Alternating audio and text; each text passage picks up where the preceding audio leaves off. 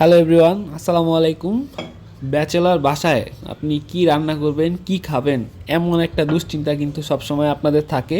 কিংবা একা বাসায় আপনি কি রান্না করবেন, তো সেই জন্য আমি আজকে রান্না করব খিচুড়ি। অল্প কয়েকটা উপাদান দিয়ে কিভাবে আমি খিচুড়ি রান্না করব তার একটা ভিডিও আপনারা দেখতেই পাচ্ছেন। তো প্রথমে আমি চুলায় একটা প্রেসার কুকার নিয়েছি, এর মধ্যে দিয়ে দিচ্ছি পরিমাণ মতো তেল। তো তেলগুলো গরম হয়ে গেলে এরপর আমি দিয়ে দিচ্ছি একটা পেঁয়াজ কুচি এবং কয়েকটা মরিচ। আর এখানে আমি একটা পেঁয়াজ এবং 3টি রসুন একসাথে ব্লেন্ড করে নিয়েছি। তো এরপর আমি মশলাগুলোকে একটু নেড়ে চেড়ে নেব ভালোভাবে। তো মশলাগুলো একটু ব্রাউন কালার হয়ে আসলে এরপর আমি পর্যায়ক্রমে দিয়ে দিব কিছু মশলা।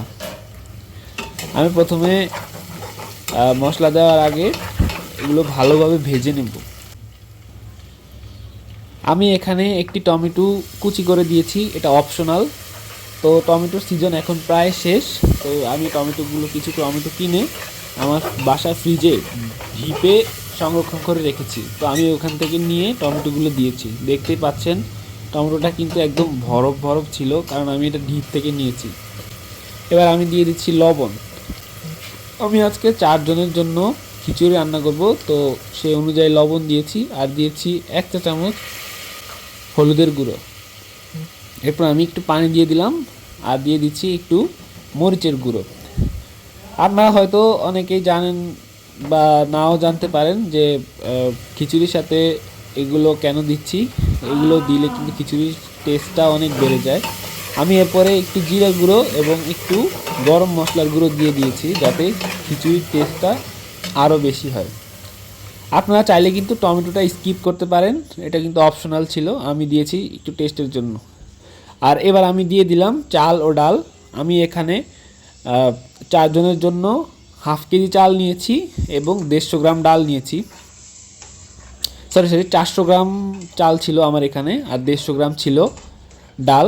তো আমি এগুলো দিয়ে 3 থেকে 4 মিনিটের মতো মশলার মধ্যে এই চাল এবং ডালগুলো ভেজে নেব। আমার কিন্তু ভাজা শেষ। এরপর আমি দিয়ে দিব পানি। আমি এখানে পানি দিয়েছি, চাল এবং ডাল মিলে ছিল 550 গ্রাম, কিন্তু আমি এখানে পানি দিয়েছি 900 গ্রামের মতো। আমি একটু কম দিয়েছি, কারণ হচ্ছে আমি আজকে রান্নাটা প্রেসার কুকারে করছি। কিন্তু আপনারা যদি পাতিলে রান্না করে থাকেন তাহলে 550 গ্রাম চাল ডালের জন্য আপনারা কিন্তু 1100 গ্রাম পানি দিলে আপনাদের খিচুড়িটা ভালো হবে। প্রেসার কুকারে একটু কম দিয়েছি গাইস। এরপর আমার 2টি শীষ দেওয়ার পর আমি কিন্তু খিচুড়িগুলোর নাম বন্ধ করে দিয়েছি। এরপর শীষ বের করে খিচুড়ির মুখটা খুলেছি। দেখেন কত সুন্দর এবং পারফেক্ট একটা খিচুড়ি তৈরি হয়েছে। আপনার বাসায় যখন কিছুই থাকবে না, তখন কিন্তু আপনি শুধু খিচুড়িটি দিয়ে আপনাদের খাবার সেরে ফেলতে পারবেন। সাথে যদি একটু আচার হয় তাহলে কিন্তু আরও বেশ জমে যায়। এটার সাথে আপনি ডিম ভাজা থেকে শুরু করে যে কোনো কিছু দিয়ে আপনার মিলটি সম্পন্ন করতে পারেন। দেখেন কত পারফেক্ট একটা খিচুড়ি হয়েছে, আর এটা খেতে কিন্তু অনেক সুস্বাদু হয়েছে।